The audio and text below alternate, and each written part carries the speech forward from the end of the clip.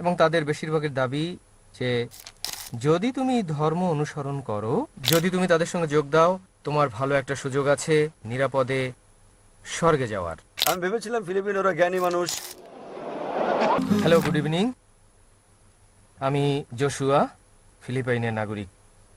এবং তার আগে আমি জানাতে চাই, শত শত বছর আগে ফিলিপাইনের বেশিরভাগ ছিল মুসলিম এবং স্পেনীয়রে আসার আগে।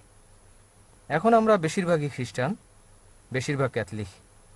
আমাদের দেশে অনেক অনেক ধর্ম আছে, অনেক অনেক ধাঁচের খ্রিস্টান ধর্ম, এবং তাদের বেশিরভাগের দাবি যে যদি তুমি ধর্ম অনুসরণ করো, যদি তুমি তাদের সঙ্গে যোগ দাও, তোমার ভালো একটা সুযোগ আছে নিরাপদে স্বর্গে যাওয়ার। এবং আমি একজন ক্যাথলিক, যদিও আমি মনে করি ধর্ম কেবল একটি গাইড, সেটা ধর্ম নয় যা আপনাকে বাঁচাতে পারে। আমার ধারণা আপনি নিজেকে রক্ষা করতে পারেন যদি আপনি ভালো কাজ করেন, যে ধর্মই আপনি পালন করুন না কেন। তাই আমার প্রশ্ন, ইসলাম কি এসব ধর্মের মতোই একই রকম দাবি করে একক সত্য ধর্ম হওয়ার, যে যদি আপনি ইসলাম কবুল করেন আপনার একটা ভালো সুযোগ আছে স্বর্গে যাওয়ার? এটা হচ্ছে আমার প্রথম প্রশ্ন। এবং দ্বিতীয়টি হচ্ছে, আমি মূলত জানতে চাই আসলে জিহাদ কি।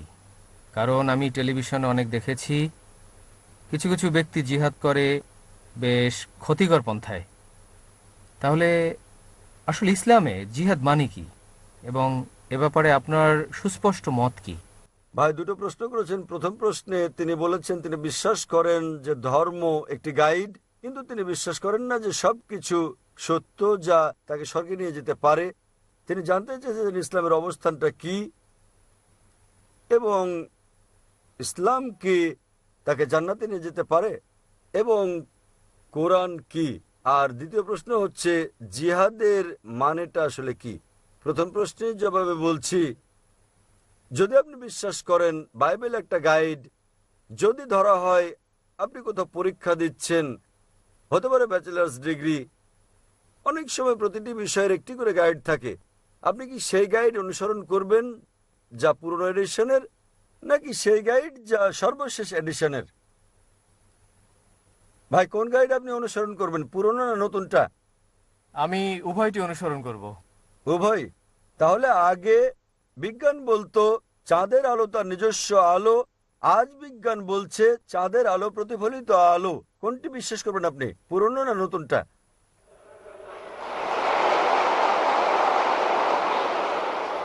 ভাই আপনি ফিলিপাইনের লোক, আমি ভেবেছিলাম ফিলিপিনোরা জ্ঞানী মানুষ। আপনি কোনটা মানবেন, পুরনো না নতুন?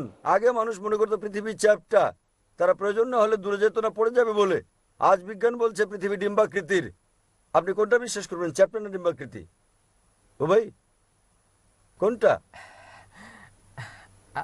আসলে আমি নতুনটি অনুসরণ করব। যদি পুরনোটা সঠিক হয় কোনো সমস্যা নেই। অনেক সময় কিছু জিনিস আছে যার পুরনোটাই সঠিক। তাই যদি আপনি দুটো তুলনা করেন, যদি আপনি অভিন্নতা পান, পুরনোটার অংশবিশেষ নিতে পারেন এবং নতুনটা পুরোপুরি মানবেন। তবে আপনাকে যাচাই করতে হবে নতুনটা সঠিক কি না। ভাইয়ের আগের প্রশ্ন অনুযায়ী কিভাবে আপনি জানবেন এই গাইডটি সত্য বলছে? আমি আপনাকে বলবো, বর্তমানে বিজ্ঞানের সহায়তায় আমরা প্রমাণ করতে পারি কেবলমাত্র একটি ধর্মগ্রন্থ যেটি 100% সঠিক এবং প্রতিষ্ঠিত বৈজ্ঞানিক তথ্যের সঙ্গে মিল রয়েছে, এটা হচ্ছে কোরআন। তাই এর উপর ভিত্তি করে যদি আপনি ভুল গাইড অনুসরণ করেন, নাও হতে পারেন আপনি পরীক্ষায় সফল। এই দুনিয়া ভাই পরকালের জন্য একটা পরীক্ষা। আল্লাহ কোরআনে বলেছেন সূরা মুলক অধ্যায় নম্বর 67 আয়াত নম্বর 2, আল্লাযী খালাকাল মাউতা ওয়াল হায়াতা, তিনি আল্লাহ যিনি সৃষ্টি করেছেন জীবন ও মৃত্যু পরীক্ষার জন্য তোমাদের মধ্যে কর্মে কে উত্তম। তাহলে যখন আপনি পরীক্ষায় অবতীর্ণ হন আপনাকে অবশ্যই সঠিক গাইড পড়তে হবে। আর সর্বশেষ এবং চূড়ান্ত গাইড মানুষের জন্য হচ্ছে মহিমান্বিত কোরআন।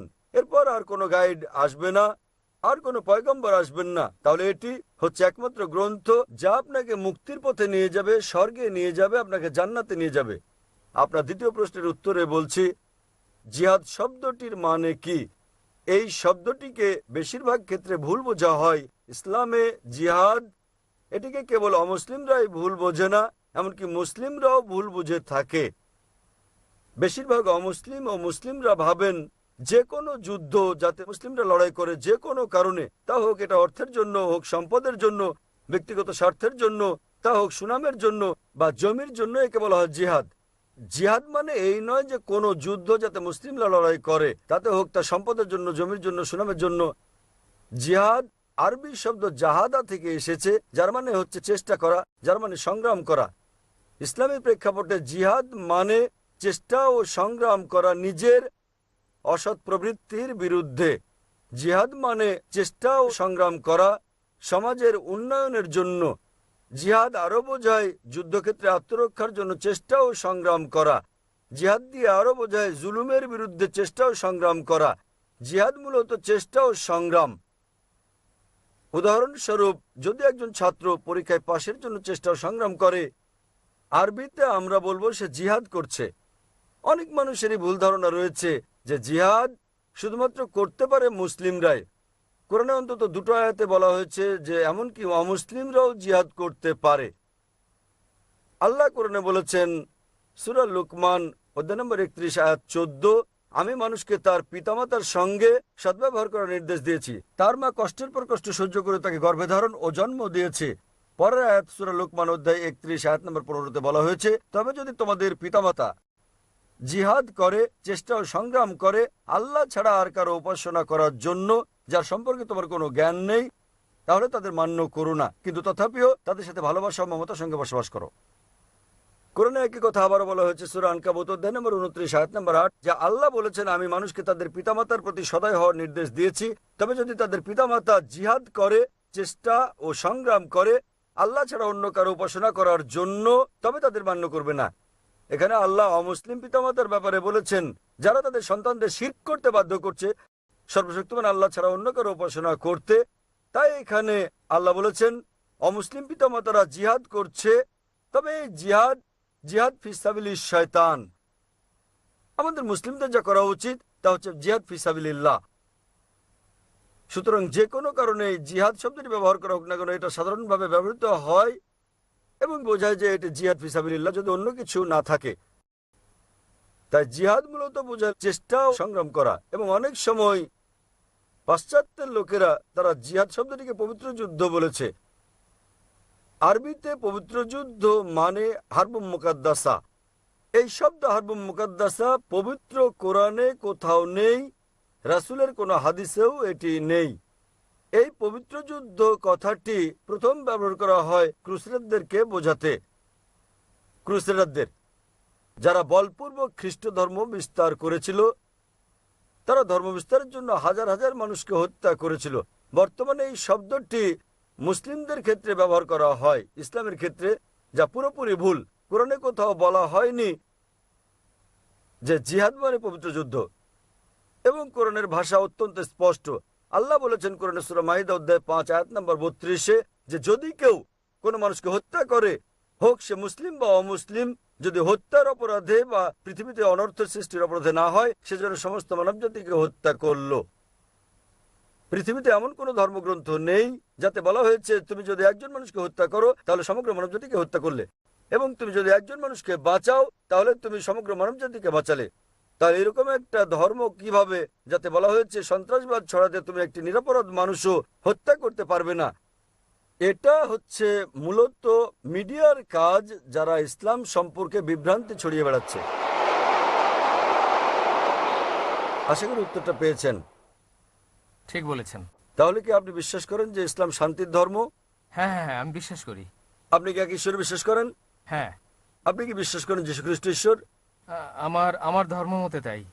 আমি বিশ্বাস করি তিনি ঈশ্বর, তিনি আমাদের ঈশ্বরের পুত্র। এমন কোনো কথা কি আছে সম্পূর্ণ বাইবেলে যেখানে যীশু খ্রিস্ট তারপর শান্তি প্রসিত হোক নিজে বলেছেন, কোনো দ্ব্যর্থহীন বাক্য, কোনো সুস্পষ্ট উক্তি আপনার জানা মতে বাইবেলের মধ্যে যেখানে যীশু খ্রিস্ট তারপর শান্তি প্রসিত হোক নিজে বলেছেন যে আমি ঈশ্বর, অথবা বলেছেন আমার উপাসনা করো? যদি আপনি বাইবেলের কোনো অনুচ্ছেদ দেখাতে পারেন সুস্পষ্ট করে বলা দ্ব্যর্থহীন ভাবে, যেখানে যীশু খ্রিস্ট তারপর শান্তি প্রসিত হোক নিজে বলেছেন তিনি ঈশ্বর, অথবা বলেছেন আমার উপাসনা করো, আমি আপনার সঙ্গে আপনার ধর্ম গ্রহণ করব।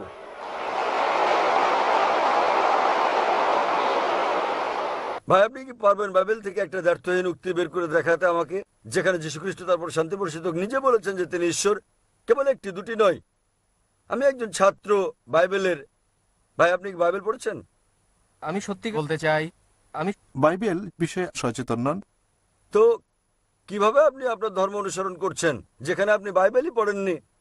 আমি পড়েছি বাইবেল, এবং আমি আপনাকে বলছি একটিও দ্ব্যর্থহীন বাক্য খুঁজে পাবেন না সম্পূর্ণ বাইবেলে যেখানে যীশু খ্রিস্ট বা ইসলাম নিজে বলেছেন তিনি ঈশ্বর কিংবা তার উপাসনা করতে। আপনি বাইবেল পড়ে দেখবেন যীশু খ্রিস্ট বা ইসলাম নিজে বলেছেন, এটা উল্লেখ আছে গসপেল অফ জন অধ্যায় নম্বর 14 অনুচ্ছেদ নম্বর 28। তিনি বলেছেন আমার পিতা আমার চেয়ে মহান। গসপেল অফ জন অধ্যায় নম্বর 10 অনুচ্ছেদ নম্বর 29। আমার পিতা সবার চেয়ে মহান। গসপেল অফ ম্যাথিউ অধ্যায় নম্বর 12 অনুচ্ছেদ নম্বর 28। আমি শয়তানকে তাড়িয়ে দেই ঈশ্বরের আত্মার সাহায্যে। গসপেল অফ লুক অধ্যায় নম্বর 11 অনুচ্ছেদ নম্বর 20। আমি ঈশ্বরের আঙ্গুলের সাহায্যে শয়তানকে তাড়িয়ে দেই। গসপেল অফ জন অধ্যায় নম্বর 5 অনুচ্ছেদ নম্বর 30। আমি নিজে নিজে কিছু করতে পারি না, আমি যেমন শুনি তেমন বিচার করি, আর আমার বিচার সঠিক। আমি আমার ইচ্ছা পূরণ করি না, বরং আমার পিতার ইচ্ছা পূরণ করি। যে কেউ যদি বলে যে আমি আমার ইচ্ছা পূরণ করি না বরং সর্বশক্তিমান ঈশ্বরের ইচ্ছা পূরণ করি, সে মুসলিম। যীশু খ্রিস্ট ইসলাম ছিলেন একজন মুসলিম, এটা পরিষ্কার উল্লেখ আছে বুক অফ অ্যাক্টস অধ্যায় নম্বর 2 অনুচ্ছেদ নম্বর 22। হে ইসরায়েলগণ, শোনো, এই নাজারেথের যীশু ঈশ্বর মনোনীত ব্যক্তি তোমাদের মধ্যে হতে বিস্ময় মজেজা ও নিদর্শন সহ যা ঈশ্বর তাকে দিয়ে করেন তোমরা তার সাক্ষী। ঈশ্বর মনোনীত ব্যক্তি তোমাদের মধ্যে হতে ঈশ্বর নন, তোমাদের মধ্যে ঈশ্বর মনোনীত ব্যক্তি বিস্ময় মজেজা ও নিদর্শন সহ যা ঈশ্বর তাকে দিয়ে করেন এবং তোমরা তার সাক্ষী। তাহলে যখন এটা বাইবেলে পরিষ্কারভাবে উল্লেখ আছে যীশু খ্রিস্ট ইসলাম ছিলেন ঈশ্বরের একজন পয়গম্বর কিন্তু ঈশ্বর নন, তাহলে কিভাবে আপনারা বিশ্বাস করেন তিনি ঈশ্বর? কারণ এটা হচ্ছে আমাদের ধর্মের শিক্ষা। কেউ আপনাকে শিখিয়েছেন? যদি কেউ আপনাকে শেখায় 2 + 2 = 5, আপনি কি তা বিশ্বাস করবেন? হ্যাঁ কি না? না না না, এখন আমি আপনাকে অনেকগুলো উদ্ধৃতি দিচ্ছি বাইবেল থেকে।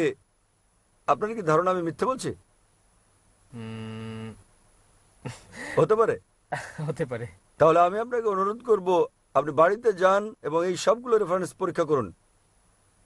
গসপেল অফ জন অধ্যায় 14 অনুচ্ছেদ নম্বর 28, গসপেল অফ জন অধ্যায় 10 অনুচ্ছেদ নম্বর 29, গসপেল অফ ম্যাথিউ অধ্যায় 12 অনুচ্ছেদ 28, গসপেল অফ লুক অধ্যায় 11 অনুচ্ছেদ 20, গসপেল অফ জন অধ্যায় 5 অনুচ্ছেদ 30। এবং আপনি আমার ডিভিডি নিয়ে যান, বিষয় ইসলাম ও খ্রিস্ট ধর্মের মধ্যে সাদৃশ্য সমূহ। ভুরি ভুরি রেফারেন্স রয়েছে সেখানে যা প্রমাণ করে যে যীশু খ্রিস্ট তারপর শান্তি পরিষদ নিজে বলেছেন যে তোমরা অনুসরণ করো শেষ পয়গম্বর নবী মুহাম্মদ সাল্লাল্লাহু সাল্লামকে, এবং ইনশাআল্লাহ আপনি আরো ভালো খ্রিস্টান হবেন। আমি বিশ্বাস করি যে আমরা মুসলিমরা খ্রিস্টানদের চেয়েও ভালো খ্রিস্টান, কেননা আমরা যীশু খ্রিস্টের তারপর শান্তি পরিষদ সত্যিকারের শিক্ষা বিষয় অনুসরণ করি তথাকথিত খ্রিস্টানদের চেয়ে।